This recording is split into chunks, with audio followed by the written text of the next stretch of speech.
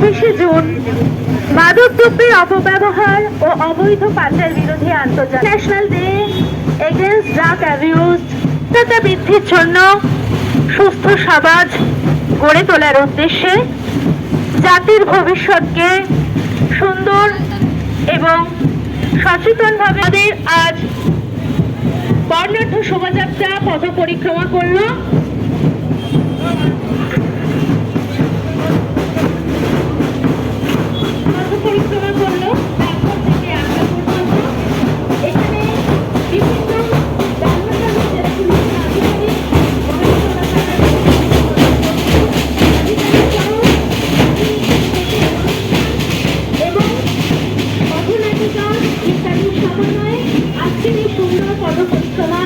এখানে অনুষ্ঠিত হবে। সকলকে এখানে উপস্থিত থাকার জন্য অনুরোধ জানানো হচ্ছে।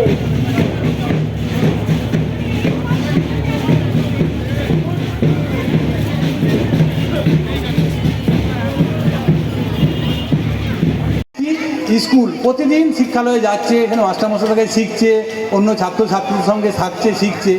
আরেকটা দিক কি, প্রশাসন অর্থাৎ পুলিশ প্রশাসনের লোকজন কেউ কিছু আইন ভঙ্গ করলে তাকে আটকে দিচ্ছে। আর চতুর্থ আরেকটা দিক আছে, সেটাকে সমাজ। আমাদের যে এত বড় সমাজ, যেখানে ক্লাব, বিভিন্ন সংগঠন, মানুষজন, পাড়া প্রতিবেশী, তারা যদি না আটকায় তাহলে ওই আল ভেঙে জল বেরিয়ে যাবে, আমাদের আটকে রাখতে পারা যাবে না। সব ছেলেরাই আস্তে আস্তে খারাপ হয়ে যাবে। তাহলে সমাজের একজন মানুষ হিসাবে আমার দায়িত্ব কর্তব্যই আছে। ভাবছি আমার ছেলে তো ড্রাগ নেয় না, আমার কি দরকার আছে ড্রাগের বিরুদ্ধে আন্দোলনে সামিল হওয়ার? আমার দরকার আছে। আমার ছেলেটা ড্রাগ নেয় না, কিন্তু কাল বাদ পরশু দেখা গেল পাড়ার যে ছেলেটা ড্রাগ নিচ্ছে তার সঙ্গে আমার ছেলেটা মিশে আমার ছেলেটাও ড্রাগ নিতে আরম্ভ হয়ে গেল। অতএব পাড়ার যে ছেলেটা ড্রাগ নিচ্ছে তাকে যদি আমরা আটকাতে পারি, তখন কিন্তু আমরা আমার ছেলেটাকে আটকাতে পারবো।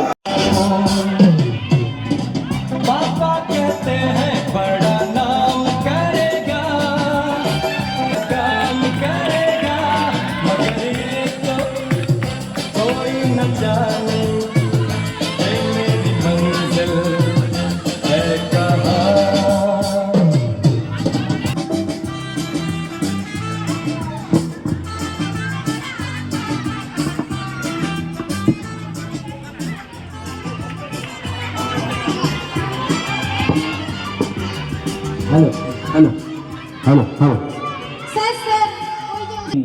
সোনার বালা চুরি করে কি বললেন? নেশা করে ওড়াচ্ছে স্যার। আচ্ছা, এই তোরা এখানে ড্রাগ নিচ্ছিস মনে হয়? হ্যাঁ, তো কি নাম তোর? তোর কি নাম জানি না মানে? কি নাম বল? বলে ঠিকই বলে, ভগা ভাগাড়ে বসে বসে ঢক ঢক করে মদ গিলছে। লোকে তোকে ভগা বলে, ঠিকই বলে।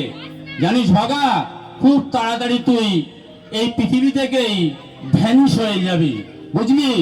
আচ্ছা মাঝি, আপনি এখানে আসুন। আমাকে লজ্জা হয়, লজ্জা, বুঝলি?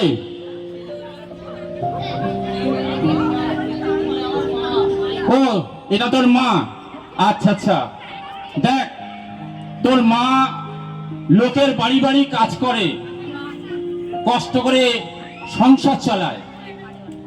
তোর বাবা মারা গেছে, তোর মাই বলল দুটো ভাই নেই, বোনকে পড়ায়, তার উপরে কষ্ট করে তোর বোনের বিয়ের জন্য একটা ওরা সোনার বালা করেছিল, সেটাও নিয়ে তুই আজ ভাগিস শুধু নেশার চক্রে পড়ে, তাই না?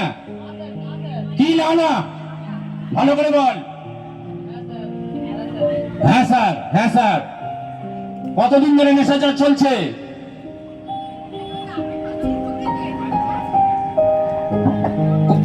কতদিন ধরে নেশা চলছে? 2 বছর। 2 বছর ধরে নেশা চলছে।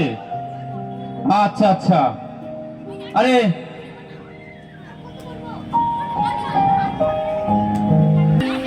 বেশ সাহস তো দেখছি, বাপের টাকায় মদ গিলছি, ঢক ঢক করে মদ গিলছো, আবার বলছো গলা লম্বা করে বাপের টাকায় মদ গিলছি।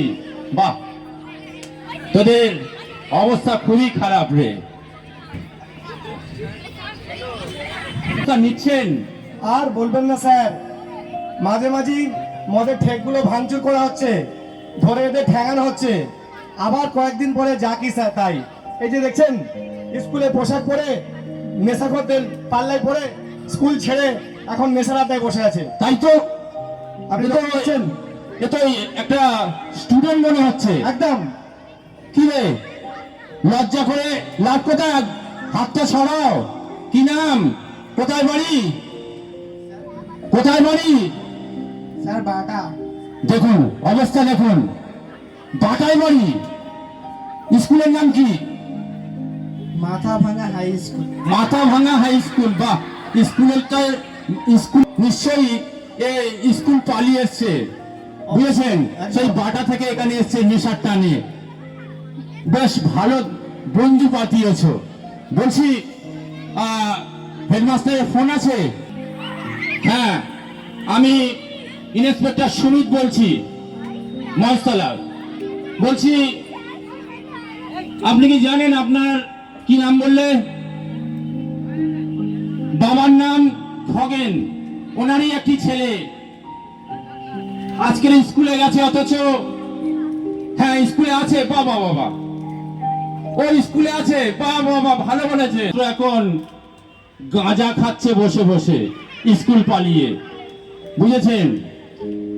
হ্যাঁ হ্যাঁ, আপনাদেরও তো একটা দায়িত্ব কর্তব্য রয়েছে না, শুধু খারাপ হোক আর ভালো হোক, জাতি এবং শিক্ষার মেরুদণ্ড আপনারা।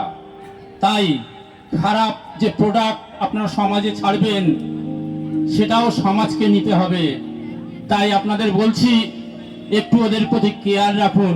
কিভাবে একটি ছেলে স্কুল ছেড়ে চলে এসছে।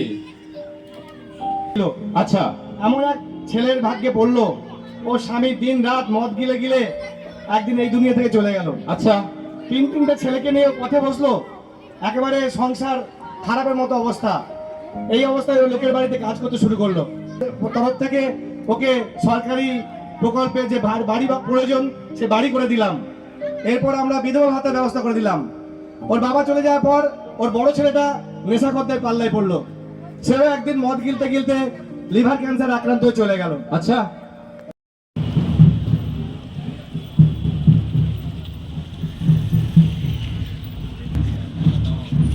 ভিডিও করি।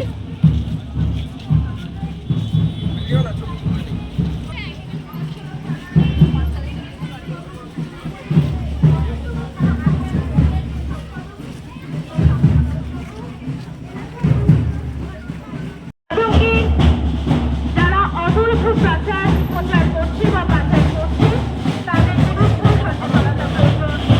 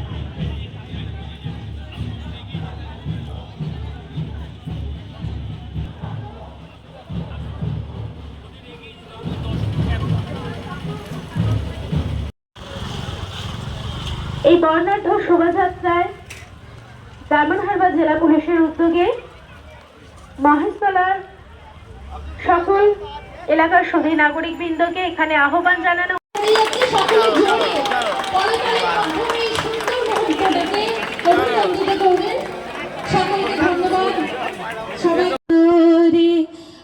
আছে প্রত্যয় আমরা করব জয় একদিন हम होंगे कामयाब हम होंगे कामयाब हम होंगे कामयाब एक दिन ओह मन में है विश्वास पूरा है विश्वास हम होंगे कामयाब एक दिन সমাধান যে সৌন্দর্য আগামী দিনের এই যে প্রচন্ড গরমের আর এই গাছ আগামী দিনের আরো সুন্দর চারিদিকে করে নেওয়া হচ্ছে। বরণ করে নিলেন আমাদের পৌরমাতা।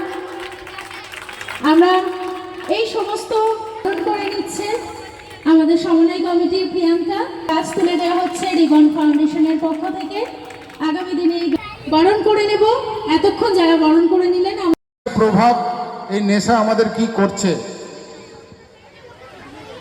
একটা সময় আসছে আমাদের যুব সমাজ যখন হতাশা প্রত্যাশা এই জর্জরিতের জায়গায় যখন ঢুকে পড়ছে, সেখানে নতুন করে কিছু আসার আলো দেখতে পাচ্ছে না। এই নেশাজাত দ্রব্যগুলো তাদেরকে আকর্ষণ করছে। তারা এই নেশার মাধ্যমে বিভিন্ন রকম অসামাজিক কাজের মধ্যে লিপ্ত হচ্ছে। সংসারে তারা একটা অশান্তি তৈরি করছে। সেই সংসারের অশান্তিটা সমাজ জীবনে তার একটা প্রভাব পড়ছে।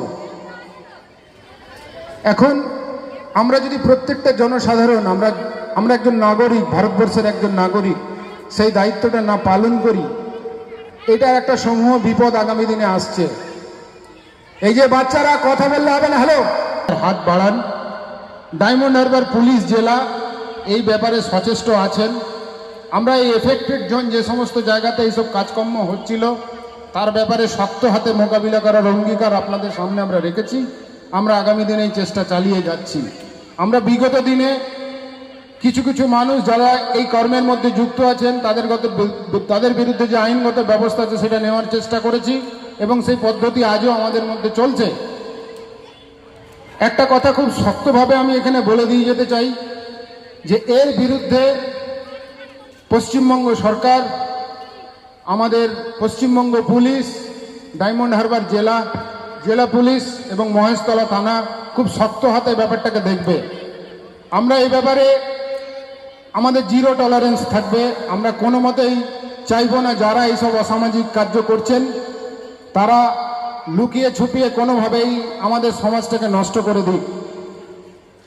আমি পরিষ্কার দায়িত্বহীন ভাষায় তাদের কাছে অনুরোধ করব যে এই পথ থেকে অন্য পথে ফিরে আসুন। জীবনে অনেক কিছু করার আছে। একটা মানুষ সারাদিন একটা ফলের ঝুড়ি নিয়ে 10 ঘন্টা 12 ঘন্টা রাস্তায় দাঁড়িয়ে আছে, সে লোকটা বোকা নয়। আমি কোনো কাজকে ছোট করছি না। তাহলে মানুষ তার জীবন নির্বাহ করার অনেক আঙ্গিক আছে, অনেক পরিপ্রেক্ষিত আছে, অনেকটা পার্শ্বিক আছে। সেই জায়গাগুলোকে মাথায় রেখে আমাদের মা টাকা দেয়নি বলে বাবা মাকে হত্যা করতেও তারা দ্বিধাবোধ করেন না। যারা মাদকাসক্ত তারা এত দূর পর্যন্ত যেতে পারেন। তাহলে আমরা যারা এই সমাজে সুস্থভাবে বাস করার অঙ্গীকার করি, যারা সুস্থভাবে বাস করতে চাই, তাদের কাছে এটা একটা বড় অসুখ।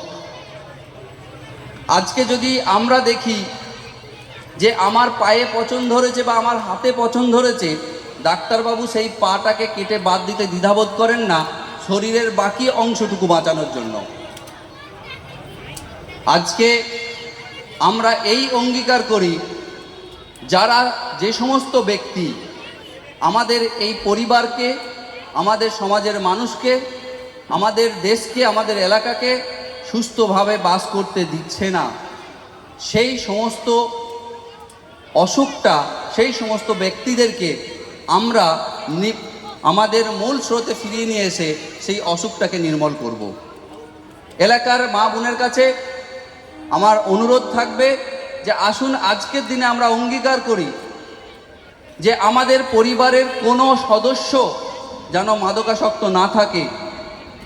নিজের ফ্যামিলির স্বার্থে, নিজের পরিবারের সদস্যের স্বার্থে, এলাকার স্বার্থে এবং দেশবাসীর স্বার্থে আমরা সুস্থ স্বাভাবিক জীবন গড়ে তুলব। এই অঙ্গীকার নিয়ে আমরা আগামী দিনে এগিয়ে যাব। পুলিশ প্রশাসন আপনাদের পাশে আছে, পাশে থাকবে এবং সেই সমস্ত ব্যক্তিদেরকে এই বার্তাটা দিয়ে দিন যে তারা যেন শুধরে যায়। যদি শুধরে না যায় তাহলে শুধরাবার ব্যবস্থাটা আমরা করব ডাক্তারের মতো, সেই অঙ্গটা কেটে বাদ দিয়ে, যাতে করে ভবিষ্যতে আমার শরীরটা বাঁচে, অঙ্গের যেন পচন না ধরে। ধন্যবাদ।